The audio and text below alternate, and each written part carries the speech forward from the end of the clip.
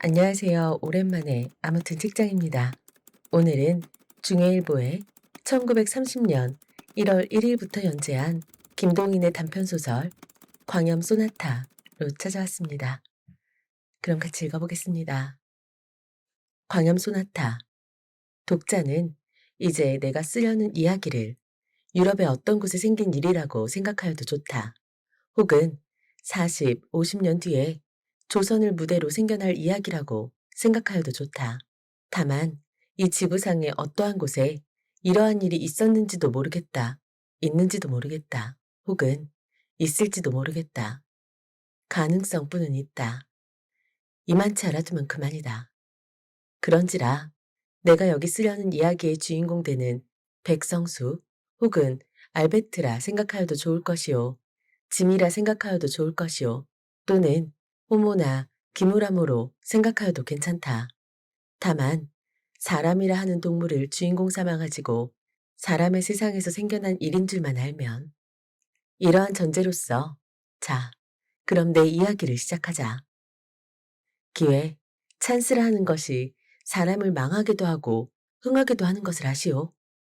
네, 새삼스러이 연구할 문제도 아닐걸요. 자, 여기 어떤 상점이 있다 합시다.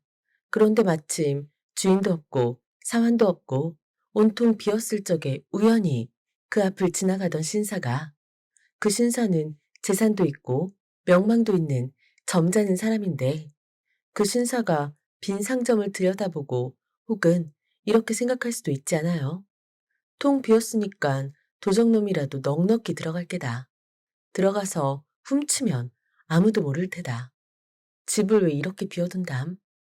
이런 생각 끝에 혹은 뭐랄까, 그 돌발적 변태심리로서 조그만 물건 하나, 변변치도 않고 욕심도 안 나는 그런 물건 하나를 집어서 주머니에 넣는 경우가 있을지도 모르지 않겠습니까? 글쎄요. 있습니다. 있어요. 어떤 여름날 저녁이었다. 도회를 떠난 교회 어떤 강변에 두 노인이 앉아서 이런 이야기를 하고 있었다. 그 기회론을 주장하는 사람은 유명한 음악 비평가 케이씨였다. 듣는 사람은 사회교화자의 모 씨였다. 글쎄 있을까요? 있어요. 좌우간 있다 가정하고 그러한 경우에는 그 책임은 어디 있습니까? 동양 속단말에 외봤서는 신끈도 다시매지 말랬으니 그 신사가 책임을 질까요? 그래버리면 그뿐이지만 그 신사는 점잖은 사람으로서 그런 절대적 기묘한 찬스만이 아니더라면 그런 마음은커녕 염도 내지 않은 사람이라 생각하면 어찌 됩니까? 말하자면 죄는 기회에 있는데 기회라는 무형물은 벌을 할 수가 없으니까 그 신사를 가해자로 인정할 수밖에는 지금은 없지요. 그렇습니다.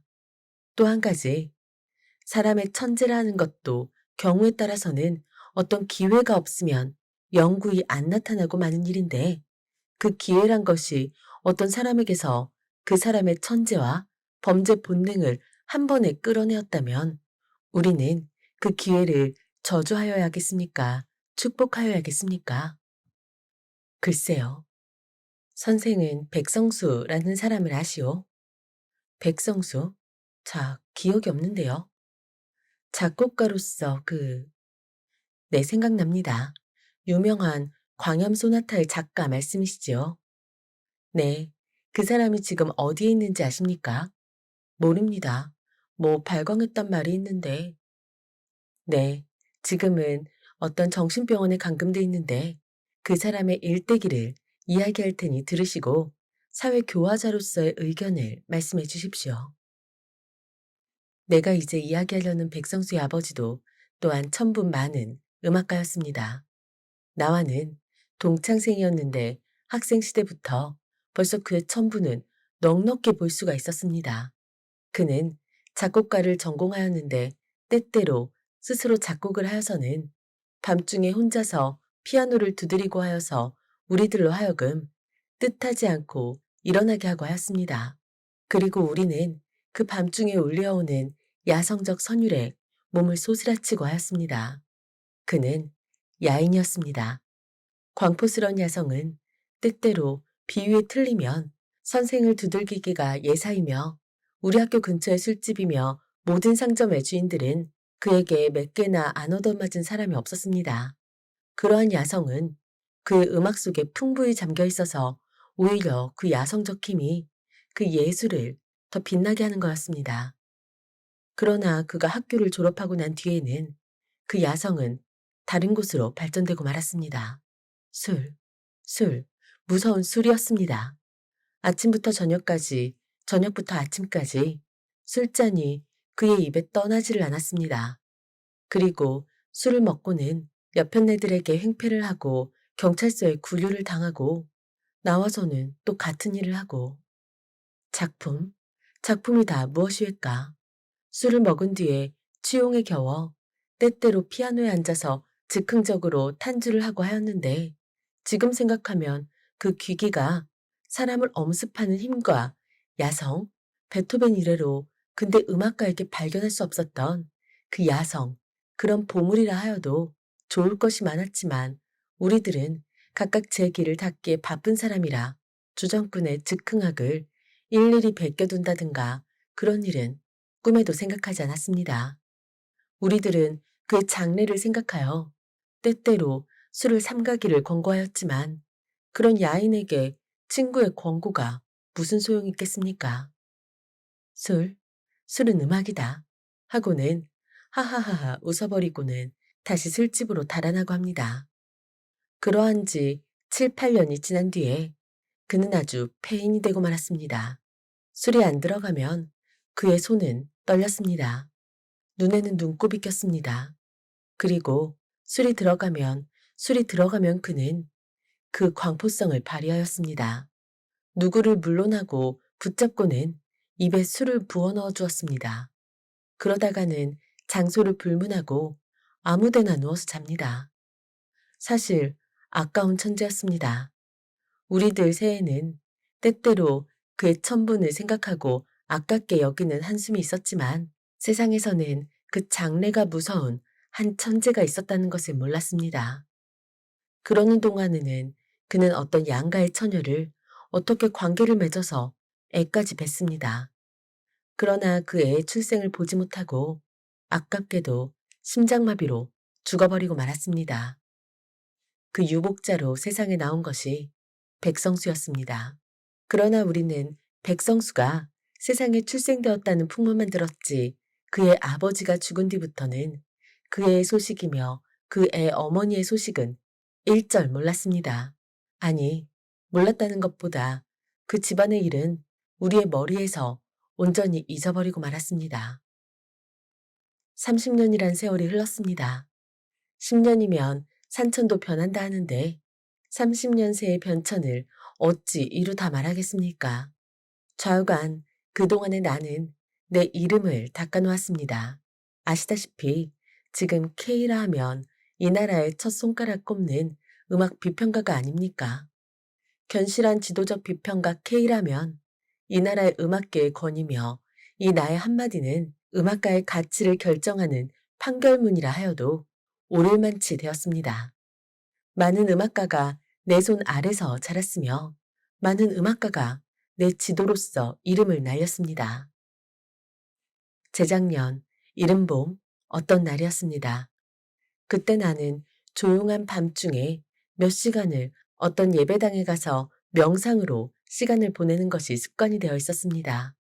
언덕 위에 홀로 서 있는 집으로서 조용한 밤중에 혼자 앉아 있노라면 때때로 들보에서 놀라 깬 비둘기의 날갯소리와 간간이 기둥에서 뚝뚝 하는 소리밖에는 아무 소리도 들리지 않는 말하자면 나 같은 괴상한 성미를 가진 사람이 아니면 돈을 주면서 들어가려도 들어가지 않을 음침한 집이었습니다. 그러나 나 같은 명상을 즐기는 사람에게는 다른 데서 구하기 힘들도록 온갖 것을 가진 집이었습니다.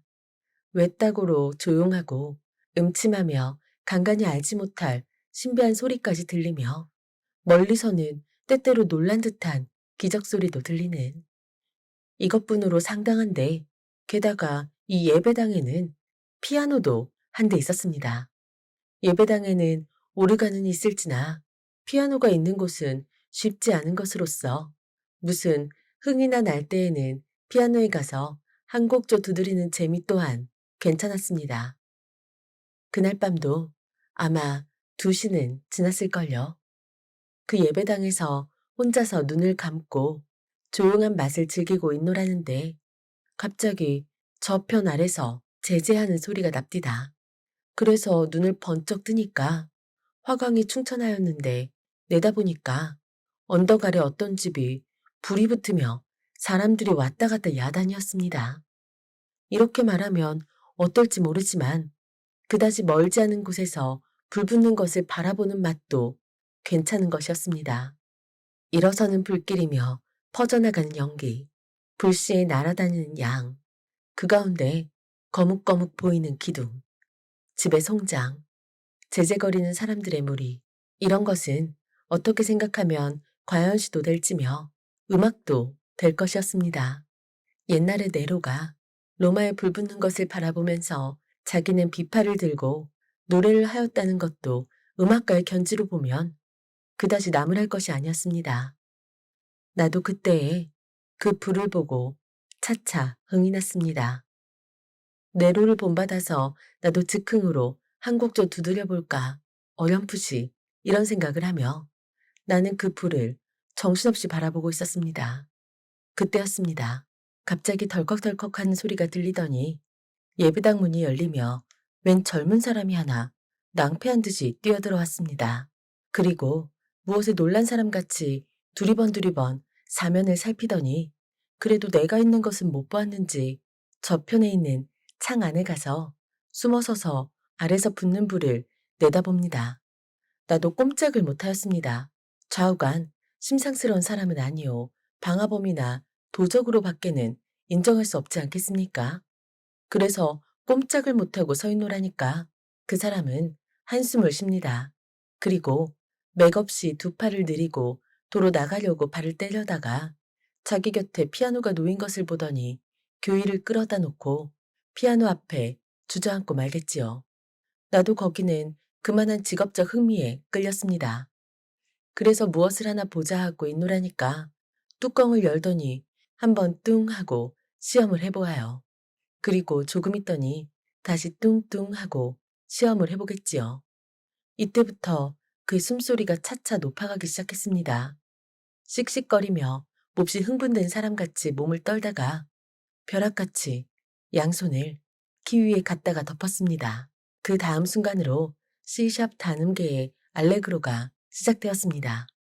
처음에는 다만 흥미로써 그의 모양을 엿보고 있던 나는 그 알레그로가 울려 나오는 순간 마음은 끝까지 긴장되고 흥분되었습니다. 그것은 순전한 야성적 음향이었습니다. 음악이라 하기에는 너무 힘있고 무기교이었습니다. 그러나 음악이 아니라기에는 거기에는 너무도 괴롭고도 무겁고 힘있는 감정이 들어있었습니다. 그것은 마치 야반의 종소리와도 같이 사람의 마음을 무겁고 음침하게 하는 음향인 동시에 맹수의 부르짖음과 같이 사람으로 하여금 소름 돋치게 하는 무서운 감정의 발현이었습니다. 아, 그 야성적 힘과 남성적 부르짖음, 그 아래 감추어 있는 침통한 주림과 아픔, 순박하고도 아무 기교가 없는 그 표현. 나는 덜썩 그 자리에 주저앉고 말았습니다. 그리고 음악가의 본능으로서 뜻하지 않고 주머니에서 오선지와 연필을 꺼내었습니다. 피아노에 울리어 나아가는 소리에 따라서 나의 연필은 오선지 위에서 뛰놀았습니다. 좀 급속도로 시작된 빈곤, 거기 연하여 주림, 꺼져가는 불꽃과 같은 목숨, 그러한 것을 지나서 한참 연속되는 완서조에 압축된 감정, 갑자기 튀어져 나오는 광포, 거기 연한 쾌미, 흥소, 이리하여 주와 조로서 탄주는 끝이 났습니다. 더구나 그 속에 나타나 있는 압축된 감정이며 주림 또는 맹렬한 불길 등이 사람의 마음에 주는 그처럼 처참함이며 광포성은 나로 하여금 아직 문명이라 하는 것의 은택에 목욕하여 보지 못한 야인을 연상케 하였습니다. 탄주가 다 끝이 난 뒤에도 나는 정신을 못 차리고 망연히 앉아 있었습니다. 물론 조금이라도 음악에 소양이 있는 사람일 것 같으면 이제 그 소나타를 음악에 대하여 정통으로 아무러한 수양도 받지 못한 사람이 다만 자기의 천재적 즉흥뿐으로 탄주한 것임을 알 것입니다.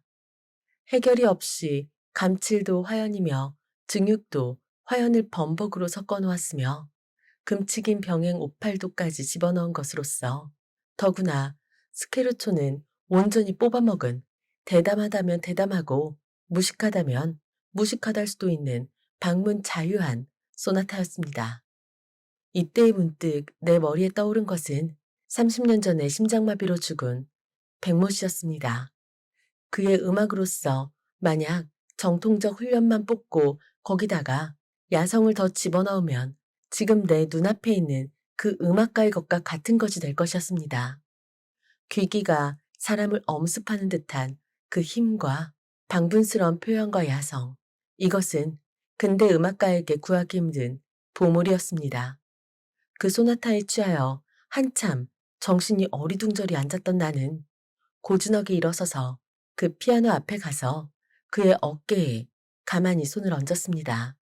한 곡조를 타고 나서 아주 고난 듯이 정신이 없이 앉아있던 그는 펄떡 놀라며 일어서서 내 얼굴을 보았습니다. 자네 몇 살 났나? 나는 그에게 이렇게 첫말을 물었습니다. 가슴이 답답한 나로서는 이런 말밖에는 갑자기 다른 말이 생각 안 났습니다. 그는 높은 창에서 들어오는 달빛을 받고 있는 내 얼굴을 한순간 쳐다보고 머리를 돌이키고 말았습니다. 배고프다. 나는 두 번째 그에게 물었습니다. 그는 시끄러운 듯이 벌떡 일어섰습니다. 그리고 달빛이 비친 내 얼굴을 정면으로 바라보다가 아, K 선생님 아니세요? 하면서 나를 붙들었습니다. 그래서 그렇노라고 하니까 사진으로는 늘 봤습니다마는 하면서 다시 맥없이 나를 놓으며 머리를 돌렸습니다. 그 순간 그가 머리를 돌이키는 순간 달빛에 얼핏 나는 그의 얼굴을 처음으로 보았습니다. 그리고 나는 거기서 뜻밖의 30년 전에 죽은 백모 씨의 모습을 발견하였습니다. 자, 자네 이름이 뭐인가? 백성수. 백성수, 그 백모 씨의 아들 아닌가? 30년 전에 자네가 나오기 전에 세상 떠난. 그는 머리를 번쩍 들었습니다. 네, 선생님 어떻게 하세요? 백모 씨 아들인가? 가치도 생겼다. 내가 자네 아버지와 동창이네. 아, 역시 그 애비의 아들이다. 그는 한숨을 길게 쉬며 머리를 수그려 버렸습니다. 나는 그날 밤 그 백성수를 데리고 집으로 돌아왔습니다. 그리고 비록 작곡상 온갖 법칙에는 어그러진다 하나 그만치 힘과 정열과 야성으로 찬 소나타를 거저버리기가 아까워서 다시 한번 피아노에 올라앉기를 명하였습니다. 아까 예배당에서 내가 베낀 것은 알레그로가 거의 끝난 곳부터였으므로 그 전 것을 베끼기 위해서였습니다. 그는 피아노를 향하여 앉아서 머리를 기울였습니다. 몇 번 손으로 키를 두드려 보다가는 다시 머리를 기울이고 생각하고 하였습니다. 그는 5번, 6번을 다시 하여 보았으나 아무 효과도 없었습니다. 피아노에서 울려나오는 음향은 규칙 없고 되지 않은 한낱 소음에 지나지 못하였습니다. 야성, 힘, 귀기 그런 것은 없었습니다. 감정의 제일 뿐이었습니다. 선생님, 잘 안 됩니다. 그는 부끄러운 듯이 연하여 고개를 기울이며 이렇게 말하였습니다. 2시간도 못 되어서 벌써 잊어버린담. 나는 그를 밀어놓고 내가 대신하여 피아노 앞에 앉아서 아까 베낀 그 음보를 펴놓았습니다. 그리고 내가 베낀 곳부터 다시 시작하였습니다. 화염, 화염, 빈곤, 주림, 야성적힘, 기괴한 감금당한 감정, 음보를 보면서 타던 나는 스스로 흥분이 되었습니다. 미상불, 그때는 내 눈은 미친 사람같이 번뜩였으며 얼굴은 흥분으로 새빨갛게 되었을 것입니다. 즉, 그때 그가 갑자기 달려들더니 나를 떠밀쳐 버렸습니다. 그리고 자기가 대신하여 앉았습니다. 의자에서 떨어진 나는 너무 흥분이 되어 다시 일어날 힘도 없이 그 자리에 앉은 대로 그의 양을 쳐다보았습니다. 그는 나를 밀쳐버린 다음 그 음보를 들고서 읽기 시작하였습니다. 아, 그의 얼굴, 그의 숨소리가 차차 높아지면서 눈은 미친 사람과 같이 빛을 내기 시작하였습니다. 그러더니 그 음보를 획 내던지며 문득 벼락같이 그의 두 손은 피아노 위에 더덮였습니다. C샵 단음계의 광포스런 소나타는 다시 시작되었습니다. 폭풍우같이 또는 무서운 물결같이 사람으로 하여금 숨막히게 하는 그 힘, 그것은 베토벤 이래로 근대 음악가에서 보지 못했던 광포스런 야성이었습니다. 무섭고도 참단스럼 줄임, 빈곤, 압축된 감정, 거기서 튀어져 나오는 맹염, 공포, 흥소. 아, 나는 너무 숨이 답답하여 뜻하지 않고 두 손을 회회 내저었습니다. 그날 밤이 새도록 그는 흥분이 되어서 자기의 과거를 일일이 다 이야기하였습니다. 그 이야기에 의지하면 대략 그의 경력이 이러하였습니다. 그의 어머니는 그를 뵌 뒤에 곧 자기의 친정에서 쫓겨나왔습니다. 그때부터 그의 가난함은 시작되었습니다. 그러나 교양이 있고 어진 그의 어머니는 품팔이를 할지언정 성수는 곱게 길렀습니다.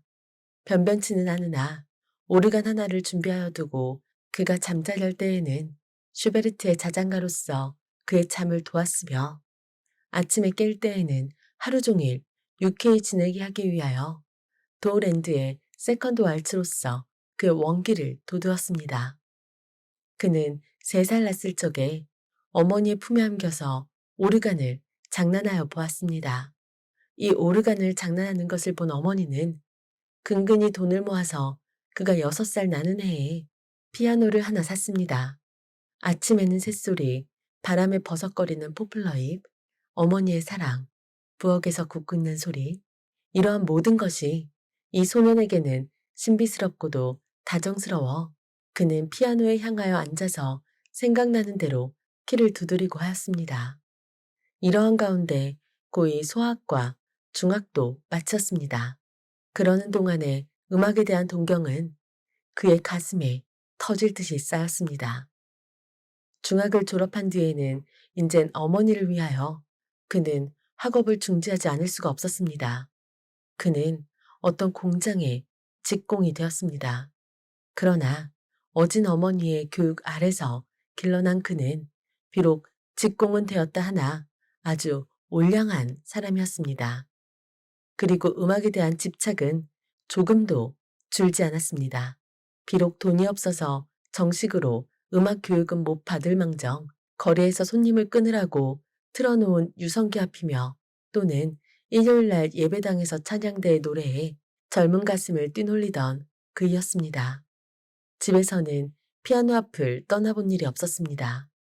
때때로 비상한 감흥으로 오선지를 내어놓고 음보를 그려본 적도 한두 번이 아니었습니다.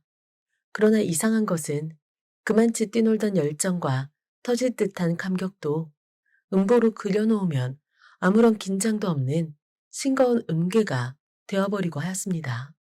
왜? 그만치 천분이 있고 그만치 열정이 있던 그에게서 왜 그런 재와 같은 음악만 나왔느냐고 물으실 테지요. 거기 대하여서는 이따가 설명하리다. 감격과 불만, 열정과 재, 비상한 흥분과 그 흥분에 대한 반비례되는 시원치 않은 결과, 이러한 불만의 10년이 지났습니다.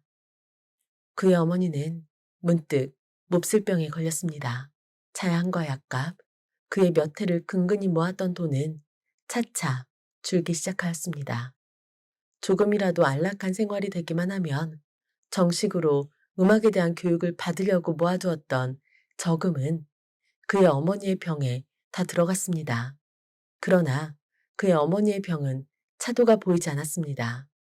그리하여 그와 내가 그 예배당에서 만나기 전해 여름 어떤 날 그의 어머니는 도저히 회복할 가망이 없는 중태에까지 빠지게 되었습니다.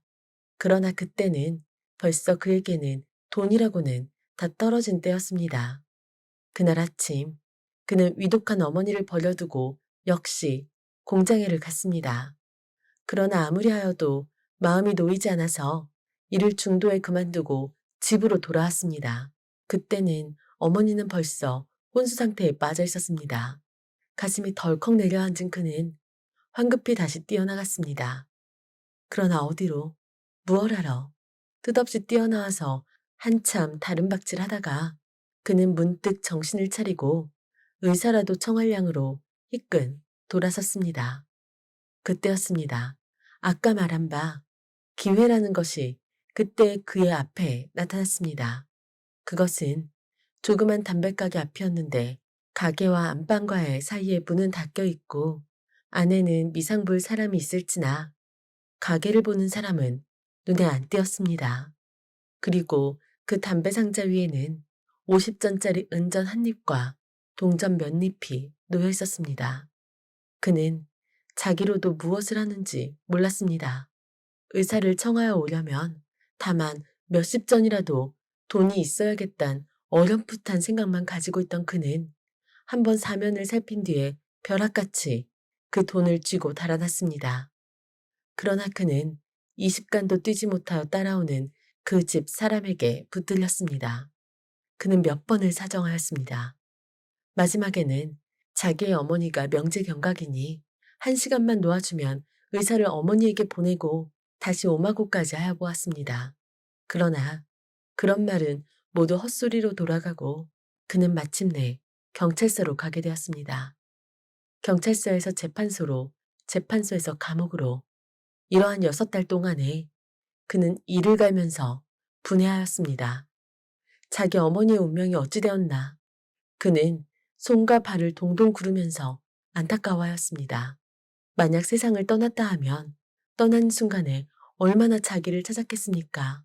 임종에도 물 한 잔 떠넣어 줄 사람이 없는 어머니였습니다. 애타는 그 모양, 목말라 하는 그 모양을 생각하고는 그 어머니에게 지지 않게 자기도 애타하고 목말라 했습니다. 반년 뒤에 겨우 광명한 세상에 나와서 자기의 오막살이를 찾아가매 거기는 벌써 다른 사람이 들어있었으며 그의 어머니는 반년 전에 아들을 찾으며 길에까지 기어나와서 죽었다 합니다. 공동묘지를 가보았으나 분묘조차 발견할 수가 없었습니다. 이리하여 갈 곳이 없이 헤매던 그는 그날도 역시 잘 곳을 찾으러 헤매다가 그 예배당, 나하고 만난 그 예배당까지 뛰쳐 들어온 것이었습니다. 여기까지 이야기해오던 K씨는 문득 말을 끊었다. 그리고 마도로스 파이프를 꺼내어 담배를 피워가지고 빨면서 모 씨에게 향하였다. 선생은 이제 내가 이야기한 가운데 모순된 점을 발견 못하셨습니까? 글쎄요. 그럼 내가 대신 물으리다. 백성수는 그만치 천분이 많은 음악가였었는데 왜 그 광염 소나타, 즉 그날 밤의 소나타를 광염 소나타라고 그랬습니다. 그 광염 소나타를 짓기 전에는 그만치 흥분되고 긴장되었다가도 일단 음보를 만들어 놓으면 아주 힘없는 것이 되어버리고 했겠습니까? 그거야 미상불 그때의 흥분이 광염 소나타를 지을 때의 흥분만 못한 연고겠지요. 그렇게 해석하세요. 듣고 보니 그것은 한 해석이 되긴 합니다. 그러나 나는 그렇게 해석 안 하는데요. 그럼 K씨는 어떻게 해석하십니까? 나는, 아니, 내 해석을 말하는 것보다 그 백성수한테서 내게로 온 편지가 한 장 있는데 그것을 보여드리리다. 선생은 오늘 바쁘시지 않으세요? 일은 없습니다. 그러면 우리 집까지 잠깐 같이 가보실까요? 가지요. 두 노인은 일어섰다. 도회와 교회의 경계에 달린 K씨의 집에까지 두 노인이 이른 때는 오후 너댓 시가 된 때였다. 두 노인은 K씨의 서재에 마주 앉았다. 이것이 2, 3일 전에 백성수한테서 내게로 온 편지인데 읽어보세요. K씨는 서랍에서 기다란 편지 뭉치를 꺼내어 모 씨에게로 주었다. 모 씨는 받아서 폈다. 가만, 여기에서부터 보세요. 그 전에는 쓸데없는 인사이니까. 그리하여 그날도 또한 이제 밤을 지낼 집을 구하느라고 돌아다니던 저는 우연히 그 집, 제가 전에 돈 50여 전을 훔친 집 앞에까지 이르렀습니다. 깊은 밤, 사면은 고요한데 그 집 앞에서 잘 곳을 구하느라고 헤매던 저는 문득 마음속에 무서운 복수의 생각이 일어났습니다. 이 집만 아니었더라면, 이 집 주인이 조금만 인정이라는 것을 알았더라면, 저는 그 불쌍한 제 어머니로서 길에까지 기어나와서 세상을 떠나게 하진 않았겠습니다. 분묘가 어디인지조차 알지 못하여 꽃 한 번 갔다가 꽂아보지 못한 이러한 불효도 이 집 때문이외다. 이러한 생각에 참지를 못하여 그 집 앞에 가려있는 볏집에다가 불을 놓았습니다. 그리고 거기 서서 불이 집으로 옮아가는 것을 다 본 뒤에 갑자기 무서운 생각이 나서 달아났습니다. 좀 달아나다 보매 아래서는 벌써 사람이 꿰어들기 시작한 모양인데 이때 저의 머리에 타오르는 생각은 통쾌하다는 생각과 달아나려는 생각뿐이었습니다. 그리하여 저는 몸을 숨기기 위하여 앞에 보이는 예배당 안으로 뛰어들어갔습니다. 거기서 불이 다 꺼지도록 구경을 한 뒤에 나오려다가 피아노를 보고 이보세요. K씨는 편지를 보낸 모 씨를 찾았다. 비상한 열정과 감격은 있어도 그것이 그대로 표현 안 되는 것이 그것 때문이었습니다. 즉, 성수의 어머니는 몹시 어진 사람으로서 어렸을 때부터 성수의 교육을 몹시 힘을 들여서 착한 사람이 되도록 이렇게 길렀습니다. 그려.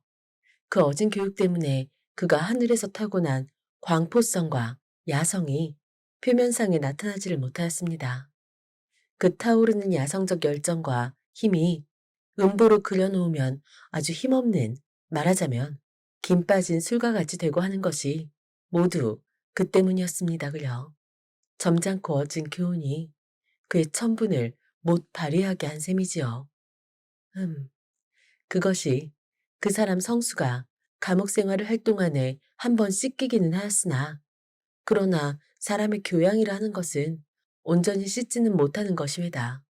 그러다가 그 원수의 집 앞에서 갑자기 말하자면 돌발적으로 야성과 광포성이 나타나서 불을 붙여놓고 예배당 안에 숨어 서서 그 야성적 광포적 쾌미를 한껏 즐긴 다음에 그에게서 폭발하여 나온 것이 그 광염 소나타였구려. 일어서는 불길, 사람의 비명, 온갖 것을 무시하고 퍼져나는 불의 세력. 이런 것은 사실 야성적 쾌미 가운데 으뜸이 되는 것이니까요. 아셨습니까? 그러면 그 다음에 그 편지를 여기서부터 또 보세요. 저는 그날의 일을 아직 눈앞에 어리는 듯 하외다. 선생님이 저를 세상에 소개하시기 위하여 늙으신 몸이 몸소 피아노에 앉으셔서 초대한 여러 음악가들 앞에서 제 광염 소나타를 탄주하시던 그 광경은 지금 생각하여도 제 눈에서 눈물이 나오려고 합니다. 그때의 그 손님들 가운데 부인 손님 두 분이 기절을 한 것은 결코 광염 소나타의 힘뿐이 아니고 선생의 그 탄주의 힘이 많이 섞인 것을 뉘라서 부인하겠습니까? 그 뒤에 여러 사람 앞에 저를 내어 세우고 이 사람이 광염 소나타의 작자이며 30년 전에 우리를 버려두고 혼자 간 일대의 귀재 백모 씨의 아들이다.고 소개하여 주신 그때의 그 감격은 제 일생에 어찌 있사오리까. 그 뒤에 선생님께서 저를 위하여 꾸며주신 방도 또한 제 마음에 가장 맞는 방이었습니다. 널따란 북향방에 동남쪽 귀에 든든한 참나무 침대 하나, 서북쪽 귀에 아무 장식 없는 참나무 책상과 의자, 피아노가 하나씩, 그 밖에는 방 안의 장식이라고는 서남쪽 벽에 커다란 거울이 하나 있을 뿐 덩더럽게 넓은 방은 사실 밤에 전등 아래 앉아 있노라면 저절로 소름이 끼치도록 무시무시한 방이었습니다. 게다가 방 안은 모두 검은 칠을 하고 창 밖에는 늙은 회나무의 고목이 한 그루 서 있는 것도 과연 귀기가 돌았습니다. 이러한 가운데서 선생님은 저로 하여금 방분스러운 음악을 낳도록 애써주셨습니다. 저도 그런 환경 아래서 좋은 음악을 낳아보려고 얼마나 애를 썼겠습니까? 어떤 날 선생님께 작곡에 대한 계통적 훈련을 원할 때에 선생님은 이렇게 대답하셨습니다. 자네에겐 그러한 교육이 필요가 없어. 마음대로 나오는 대로 하게. 자네 같은 사람에게 계통적 훈련이 들어가면 자네 음악은 기계화해 버리고 말아. 마음대로 온갖 규칙과 규범을 무시하고 가슴에서 터져나오는 대로. 저는 이 말씀의 뜻을 똑똑히는 몰랐습니다. 그러나 대략한 의미뿐은 통하였습니다. 그리하여 저는 마음대로 한껏 자유스러운 음악의 경지를 개척하려 하였습니다. 그러나 그동안에 제가 산출한 음악은 모두 이상히도 저의 이전, 그러니까 제 어머니가 아직 살아계실 때의 것과 마찬가지로 아무런 힘도 없는 음향의 유희에 지나지 못하였습니다. 저는 얼마나 초조하였겠습니까? 때때로 선생님께서 책임 빚으시 하는 말씀은 저로 하여금 더욱 초조하게 하였습니다. 그리고 마음이 초조하면 초조할수록 제게서 생겨나는 음악은 더욱 나약한 것이 되었습니다. 저는 때때로 그 불붙던 광경을 생각하여 보았습니다. 그리고 그때의 통쾌하던 감정을 되풀이하여 보려고 하였습니다. 그러나 그건 역시 실패에 돌아갔습니다. 때때로 비상한 열정으로 음보를 그려놓은 뒤에 몇 시간을 지나서 다시 한번 읽어보면 거기는 아무 힘이 없는 개념만 있고 하였습니다. 저의 마음은 차차 무거워지기 시작하였습니다. 그리고 큰 기대를 가지고 계신 선생님께도 미안하기가 짝이 없었습니다. 음악은 공예품과 달라서 마음대로 만들고 싶을 때 되는 것이 아니니 마음 놓고 천천히 감흥이 생긴 때에 이러한 선생님의 위로의 말씀이 듣기가 제 살을 깎아먹는 듯 하였습니다. 그러나 제 마음상은 이제는 제게서 다시 힘있는 음악이 나올 기회가 없는 것 같지만 생각되었습니다. 이러는 동안에 무의의 몇 달이 지났습니다. 어느 날 밤중 가슴이 너무 무겁고 가슴속에 무엇이 가득 찬 것 같이 거북하여서 저는 산보를 나섰습니다. 무거운 머리와 무거운 가슴과 무거운 다리를 지양 없이 옮기면서 돌아다니다가 저는 어떤 곳에서 커다란 볏짚 낯가리를 발견하였습니다. 이때 저의 심리를 어떻게 형용하면 좋을지 저는 모르겠습니다. 저는 무슨 무거운 적을 만난 것 같이 긴장되고 흥분되었습니다. 저는 사면을 한번 살펴보고 그 낯가리에 달려가서 불을 그어서 놓았습니다. 그리고 갑자기 무서움증이 생겨서 돌아서서 달아나다가 멀찌감이까지 달아나서 돌아보니까 불길은 벌써 하늘을 찌를 듯이 일어났습니다. 왁왁, 깍깍 사람들이 부르짖는 소리도 들렸습니다. 저는 다시 그곳까지 가서 그 무서운 불길에 날아 올라가는 볏짚이며 그 낯가리에 연달아 있는 집을 헐어내는 광경을 구경하다가 문득 흥분되어서 집으로 돌아왔습니다. 그날 밤에 된 것이 성남 파도였습니다. 그 뒤에 이 도에서 일어난 알지 못할 몇 가지 불은 모두 제가 질러놓은 것이었습니다. 그리고 불이 있던 날 밤마다 저는 한 가지의 음악을 얻었습니다. 며칠을 연하여 가슴이 몹시 무겁다가 그것이 마침내 식체와 같이 거북하고 답답하게 된 때는 저는 뜻없이 거리를 나갑니다. 그리고 그러한 날은 한 가지의 방화 사건이 생겨나며 그날 밤에는 한 곡의 음악이 생겨났습니다. 그러나 그것도 번수가 차차 많아갈 동안 저의 그 불에 대한 흥분은 반비례로 줄어졌습니다. 온갖 것을 용서하지 않는 불꽃의 잔혹함도 그다지 제 마음을 긴장시키지 못하였습니다. 차차 힘이 적어져가네. 선생님께서는 제 음악을 보시고 이렇게 말씀하신 것이 그러한 때였습니다. 그러나 저는 개서 더할 도리가 없었습니다. 하는 수 없이 저는 한동안 음악을 온전히 잊어버린 듯이 내버려 두었습니다. 모 씨가 성수의 마지막 편지를 여기까지 읽었을 때에 K 씨가 찾았다. 재작년 봄에서 가을에 걸쳐서 원인모를 불이 많지 않았습니까? 그것이 제 성수의 장난이었습니다. 그려. K 씨는 그것을 온전히 모르셨습니까? 나요? 몰랐지요. 그런데 그 어떤 날 밤이구려. 성수는 기대에 반해서 우리 집으로 온 지 여러 달이 됐지만 한 번도 힘 있는 것을 지어본 일이 없겠지요. 그래서 저 사람에게 무슨 흥분될 재료를 줄 수가 없나 하고 혼자 생각하며 있더랬는데 그때에 저편 케이 씨는 손을 들어 남편 쪽 창을 가리켰다. 저편 꽤 멀리서 불 붙는 것이 눈에 뜨입디다 그려. 그래서 저것을 성수에게 보이면 혹 그때의 감정, 즉 그때는 나는 그 담배 장순의 집에 불이 일어난 것도 성수의 장난인 줄은 꿈에도 생각 안 했구려. 그때의 감정을 부활시킬지도 모르겠다. 이렇게 생각하고 성수의 방으로 올라가려는데 문득 성수의 방에서 피아노 소리가 울려나옵디다 그려. 나는 올라가려던 발을 부지중 멈추고 말았지요.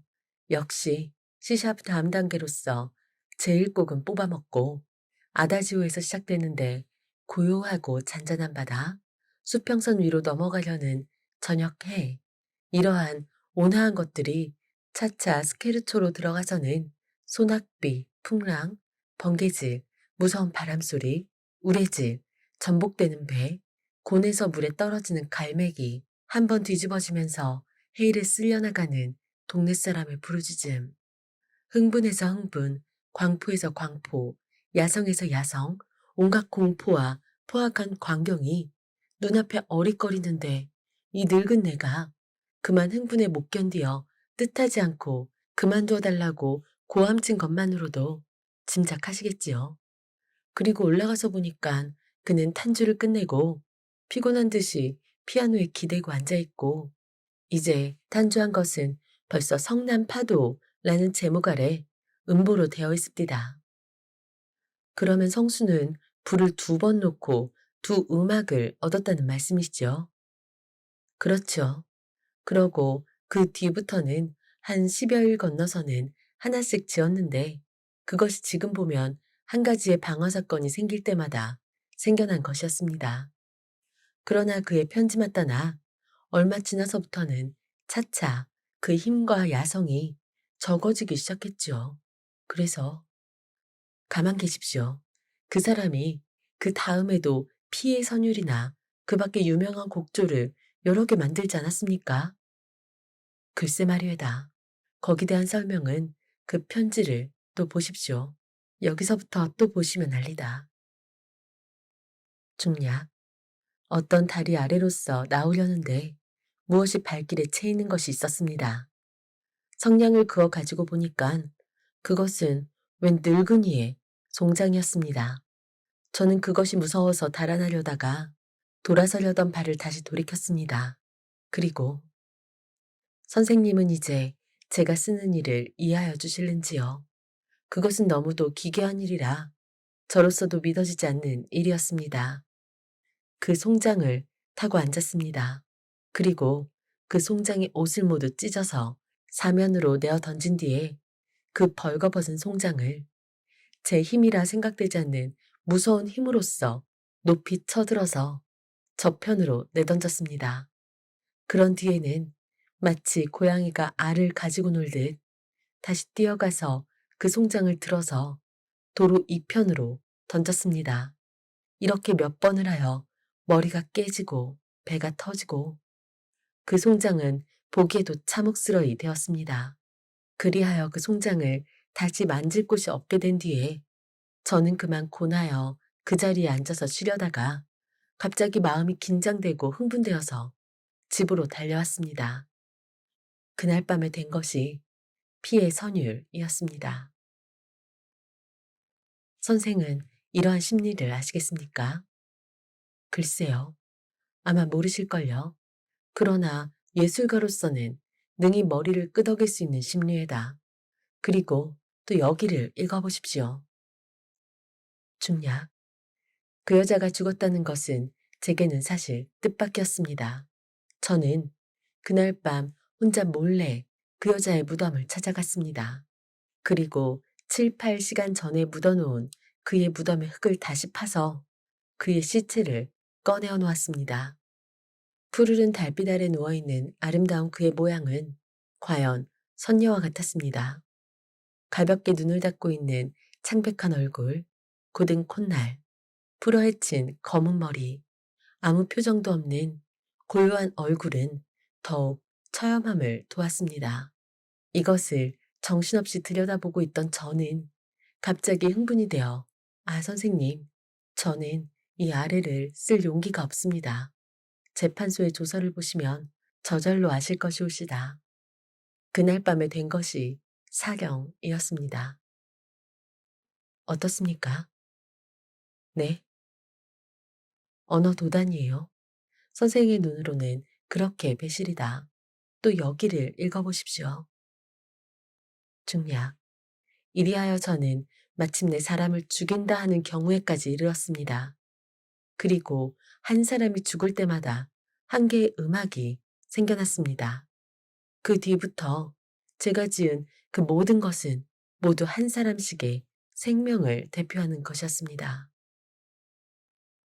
이제 더 보실 것이 없습니다. 그런데 그만큼 보셨으면 성수에 대한 대략한 일은 아셨을 터인데 거기에 대한 의견이 어떻습니까? 네, 어떤 의견 말씀이오리까? 어떤 기회라는 것이 어떤 사람에게서 그 사람이 가지고 있는 천재와 함께 범죄 본능까지 끌려냈다 하면 우리는 그 기회를 저주하여야겠습니까? 혹은 축복하여야겠습니까? 이 성수의 일로 말하자면 방화, 사체모욕, 시간, 살인, 온갖 죄를 다 범했어요. 우리 예술가협회에서 별로 수단을 다 써서 정부에 탄원하고 재판소에 탄원하고 해서 겨우 성수를 정신병자라 하는 명목 아래 정신병원에 감금했지. 그렇지 않으면 당장에 사형이 아닙니까? 그런데 이제 그 편지를 보셔도 짐작하시겠지만 통상시에는 그 사람은 아주 명민하고 점잖고 온화한 청년입니다. 그러나 때때로 그 뭐랄까 그 흥분 때문에 눈이 아득하여져서 무서운 죄를 범하고 그 죄를 범한 다음에는 훌륭한 예술을 하나씩 산출합니다. 이런 경우 우리는 그 죄를 믿게 보아야 합니까? 혹은 그 범죄 때문에 생겨난 예술을 보아서 죄를 용서하여야 합니까? 그거야 죄를 범치 않고 예술을 만들어냈으면 더 좋지 않습니까? 물론이지요. 그러나 이 성수 같은 사람도 있는 것이니까 이러한 경우엔 어떻게 해결하렵니까? 죄를 버려야죠. 죄악이 성하는 것을 그냥 볼 순 없습니다. 케이씨는 머리를 끄덕였다. 그렇겠습니다. 그러나 우리 예술가의 견지로는 또 이렇게 볼 수도 있습니다. 베토벤 이후로는 음악이라 하는 것이 차차 힘이 빠져가서 꽃이나 계집이나 찬미할 줄 알고 연애나 칭송할 줄 알아서 선이 굵은 것은 볼 수가 없이 되었습니다. 게다가 엄정한 작곡법이 있어서 그것은 마치 수학의 방정식과 같이 작곡에 대한 온갖 자유스러운 경지를 제한해 놓았으니까 이후에 생겨나는 음악은 새로운 길을 개척하기 전에는 한 기술이 될 것이지 예술이 될 수 없습니다. 예술가에게는 이것이 쓸쓸해요. 힘 있는 예술, 선이 굵은 예술, 야성을 충일된 예술. 이것을 기다린 지 오랬습니다. 그런 때에 백성수가 나타났습니다. 사실 말이지, 백성수의 그새 예술은 그 하나하나가 모두 우리의 문화를 영구히 빛낼 보물입니다. 우리의 문화의 기념탑입니다. 방화, 살인, 변변치 않은 집계, 변변치 않은 사람께는 그 예술의 하나가 산출되는데 희생하라면 결코 아깝지 않습니다. 천년에 한 번, 만년에 한 번 날지 못 날지 모르는 큰 천재를 몇 개의 변변치 않은 범죄를 구실로 이 세상에서 없이하여 버린다 하는 것은 더 큰 죄악이 아닐까요? 적어도 우리 예술가에게는 그렇게 생각됩니다. K씨는 마주 앉은 노인에게서 편지를 받아서 서랍에 집어넣었다. 새빨간 저녁해에 비치어서 그의 늙은 눈에는 눈물이 반득였다. 여기까지 김동인의 광염소나타였습니다. 96년 전의 소설인데요.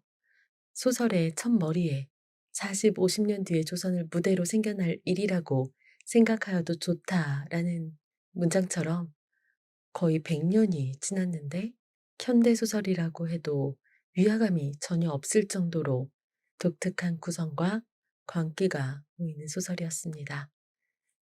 소설에서 백성수의 어머니가 그의 아들에게 들려줬던 슈베르트의 자장가를 들으시면서 주무시는 건 어떨까 생각합니다. 들어주셔서 고맙습니다.